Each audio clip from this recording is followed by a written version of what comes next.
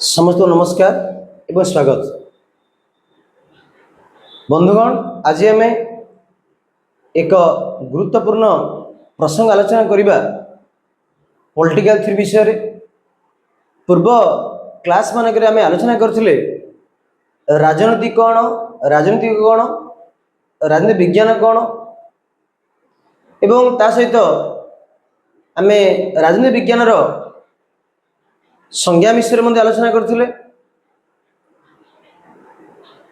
आज आम आलोचना करवा ये जो राजनीतिक तत्व रहिला, ये राजनीतिक तत्वर सिग्निफिकेंस कौन अच्छी, उपादेयता कौन अच्छी, यूटिलिटी कौन अच्छी।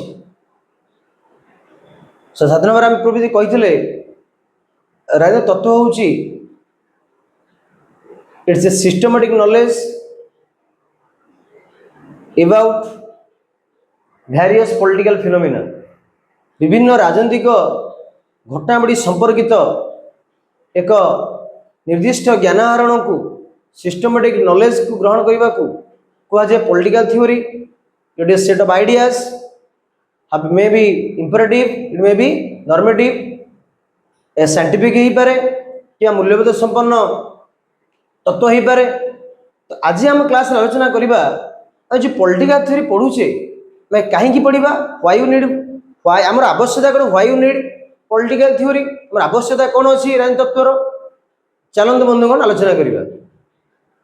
यही क्लास निश्चित भाव में विशेषकर युक्त 3 पिला उद्दिष्ट रहा, ता सहित युक्त 2 जो पिला पढ़ी जाऊँगी से अनेक मात्रा सहायक हो। तेणु संपूर्ण क्लास को आपण देखंतु, शेष में आपंकर गुरुत्वपूर्ण मतामत प्रदान करेंगे क्लास किपर लगे। चलतु आम आलोचना करवा पॉलिटिकल थ्योरी डिफरेंट सिग्निफिकेंसेस अच्छी। प्रमुख आम 4टी सिग्निफिकेंस विषय में आलोचना करवा। कौन कौन? Control of social life, social criticism and reconstruction, then clarification of concepts and lastly encouragement to mutual respect and toleration. चलते मैं 1 to 1 आलोचना करियो। फास्ट इज तो किपर आमको साहाଯ୍य राजनीतिक तत्व ना to control social to control of social life. अर्थ है सामाजिक जीवन को यह नियंत्रण करे। किपर नियंत्रण करे? जब it enables understand and solve the problems through scientific analysis.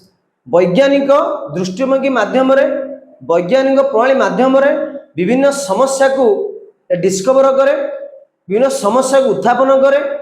जो समस्या मनुष्य माने साधारण भाव में प्रभाव पड़ता है मनुष्य मान ऊपर, से समस्या कौन, से समस्या को किपरि वैज्ञानिक प्रणाली रे समाधान करि परिबो ताहा मत सहायता करता है कि पॉलिटिकल थ्योरी को पॉलिटिकल फिलोसफी को। तो पॉलिटिकल साइंस कौन करे? जेपरी जियोलॉजी कहे अर्थ के विषय रे, भूमिकंप विषय रे, भूमिस्टर पैरामीटर कौन पे भूमिकंप होउची तो ता सहित मतलब सॉल्यूशन देता है। भूमिकंप को कंट्रोल करे, भूमिकंप न होआ पई केउ प्रिकॉशन मन आवश्यकता अछि।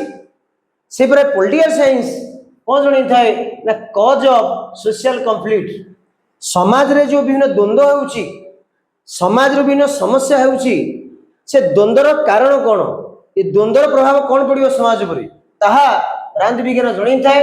तो फिजिक्स जेपरी जणई थाए किपरि भाव में जलरू इलेक्ट्रिक करेंट, थर्मल पावर किपरि, हाइड्रोजन पावर किपरि, थर्मल पावर किपरि करेंट होउची, सेपरि भाव में राजनीति विज्ञान जणई थाए किपरि मानव जो संबल रहिला, मानव संबल को व्यवहार करी समाज किपरि विकास हो पार। How society develops from human resources. मानव किपरि भाव में समाज विकास सहायक हो पार राजनीति विज्ञान बा राजनीति फिलोसफी, पॉलिटिकल फिलोसफी को जणाई थे। ता सहित समाज में जो अस्थिरता देखा जाता बेले बेले, से अस्थिरतार कारण कौन, वो अस्थिरता किपरि समाज में दूर हो पार ता संबंध में political theory, political philosophy, political science आमको जणाई थे। ओके, बुझिपारे? तो सेकेंड हूँ social criticism and reconstruction Odia कहले सामाजिक समालोचना और ता सहित रिकन्स्ट्रक्शन पुनर्बार सृष्टि पुनर्बार संरचना पुनर्बार संगठन तैयारी करबा किबळी राजनीति विज्ञान आमको भी साहाय्य करे ना political philosophy concerns with right और रॉन्ग गुड और इविल राजनीतिक दर्शन आम कोड़े क्लास आलोचना करवा राजनीतिक दर्शन कौन किभली भाव में यार मुख्य उपादान कौन आलोचना करवा तो आज एक समय जानी था राजनीतिक दर्शन विशेष भाव में एथिकल पॉइंट ऑफ व्यू कथा कही थाए कोड़ा ठीक कोड़ा भूल कोड़ा एथिकल कोड़ा अनएथिकल विषय कही थाए तो पॉलिटिकल फिलोसफी प्राइमरी आरंभ ही कोड़ा ठीक कोड़ा भूल कोड़ा गुड कोड़ा इविल कोड़ा राइट और रॉन्ग सोसाइटी से हमको जणई थाए बा जानी थे ता सहित political philosophy likes political philosophers हम कहि ओडिया जो राजनीतिक दार्शनिक जो आमर दार्शनिक भिन्न दार्शनिक रहिले से पॉलिटिकल फिलोसफर रहिले like Plato Aristotle Augustine Machiavelli Hobbes traditional गला Plato Aristotle Augustine Machiavelli then Hobbes बड़ रसी गला Locke Rousseau Hegel the 20th century Max Mill and Macpherson ये जो दार्शनिक माने थिले एमाने जो दार्शनिक माने एमाने तांको समय रे थिबा समाजर स्थिति को समालोचना करूथिले से समय समाजर कौन कौन खराब गुण थिला ताकू से लोकलोचन आणुथिले लेखा माध्यम रे दर्शन माध्यम रे ता सहित से समस्या किपर समाधान होई परिबो से समस्या द्वारा लोक माने किपरि शोषित होउचंदी किपरि भाव रे स्वाधीन होई परिबे तार मध्य इनसाइट तार मध्य सॉल्यूशन से माने प्रदान करथिले तांकर चिंताधारा माध्यम रे फिलोसफी माध्यम जेपरि भाव रे नहीं परिबा प्लाटो प्लाटो किपरि भाव रे से पॉलिटिशियन मान विषय डेमोक्रेसी को समालोचना करथिले कहथिले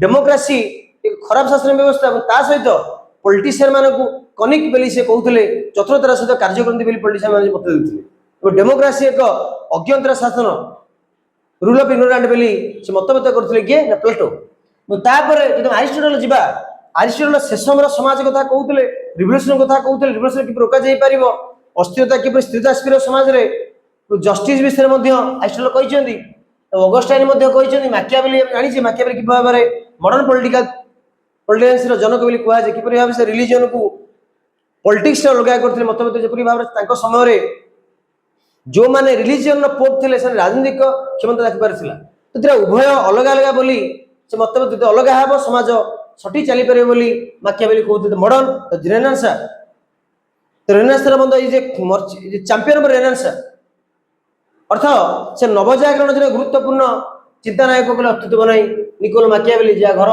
थिला इटाली तो तापर जी हॉब्स लगू जानी किपरि भाव में जो हॉब्स कहले सॉवरेनिटी कथा कहले किपरि भाव में एक स्टेट ऑफ नेचर लोक बाहरी आसिकी केवल राष्ट्र तैयारी करुछंदी सॉवरेन अथॉरिटी किपरि क्षमताशाली और से समय किपरि अराजकता थिला अराजकता दूर करने सॉवरेन अथॉरिटी को अशेष क्षमता रखा दरकार जहाँ समाज में अस्थिरता बंद हम जो अनार्की थिला अराजकता थिला ता कमी जो बोली हब्स कहते सल्यूशन देते sovereign theory of sovereignty universal state कथा कहते सॉवरेन अथॉरिटी तापर जे लॉ कथा कहबा लॉ कहते लिबर्टी कथा कहले लोक मैंने लिमिटेड गवर्नमेंट कथा कहते डेमोक्रेसी कथा कहते रूस डायरेक्ट डेमोक्रेसी कथा कहले किभली भाव से समय एकछत्रवादी थिला राजा माने शासन करुले से कहले गणतंत्र लोक मानकर मत ही जनसाधारण मत ईश्वर मत बोली से मतभेद करथिले हेगेल मार्क्स किपरि जणैथिले कैपिटलिज्म पूंजीवाद समाज समाज समस्यार मूल केन्द्र बिंदु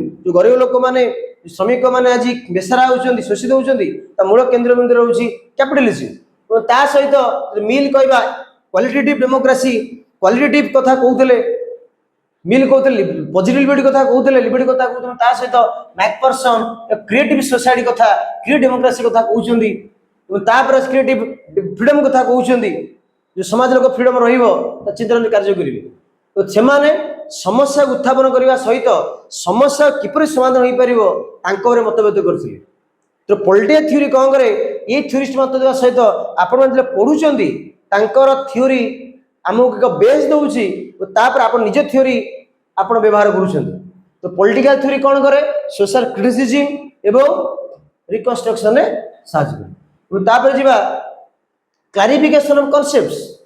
it is very essential to develop our आम ज्ञान वृद्धि करिया पई कॉन्सेप्ट आवश्यकता अछि। जो पॉलिटिकल थ्योरी विभिन्न कॉन्सेप्ट गुडी को क्लैरिफाई करि authority of parliament, authority of father, authority of church जे मार जो भिन्न भिन्न अथॉरिटी रहिला सेमानर कार्य परिसर कोन से कॉन्सेप्ट रो मीनिंग कोन ता पॉलिटिकल थ्योरी मु सूचै था जे परिवार जस्टिस हला, लिबर्टी हला, डेमोक्रेसी हला, इक्वालिटी हला, सोशल क्लास हला, डिफरेंट डिफरेंट जो कॉन्सेप्ट रहिला कॉन्सेप्ट को क्लैरिफाई करिवारे पॉलिटिकल थ्योरी अशेष भाव में सहायता करे।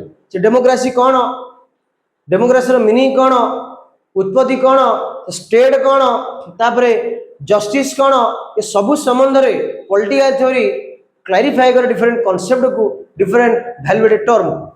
Lastly it encourages the encouragement to mutual respect and toleration. तो ट्रेडिशंस ऑफ पॉलिटिकल थ्योरी तो राजनीतिक तत्व जो विभिन्न प्रकार जो अच्छी ट्रेडिशन अच्छी परंपरा अच्छी ताहा एनकरेज करे डिबेट डिस्कशन को आर्गुमेंट को जहाँ द्वारा एक आर्गुमेंट द्वारा एक नूतन ज्ञान आसी थाए समाज मंगल पे। एवं जब कह जाउछि political theory is a never ending conversation. तो पॉलिटिकल थ्योरी केबे हेले शेष नाही वार्तालाप रे कन्वर्सेशन रे। तापर कह जाउछि पॉलिटिक्स मोर डेमोक्रेसी डेमोक्रेटिक अमंग साइंसेस। जेते विज्ञान अछि सेमानक मध्य राजनीति होउछि पॉलिटिकल साइंस होउछि एक डेमोक्रेटिक एथिमें डेमोक्रेटिक कह जाउछि कारण पॉलिटिक्स कौन करे टॉलरेशन में गुरुत्व दिए, डिबेट पर गुरुत्व दिए, आर्गुमेंट गुरुत्व दिए एवं से जो डिफरेंट पॉइंट ऑफ व्यूज रहिला ताको ग्रहण करिवार क्षमता मध्य पॉलिटिक्स रो अछि।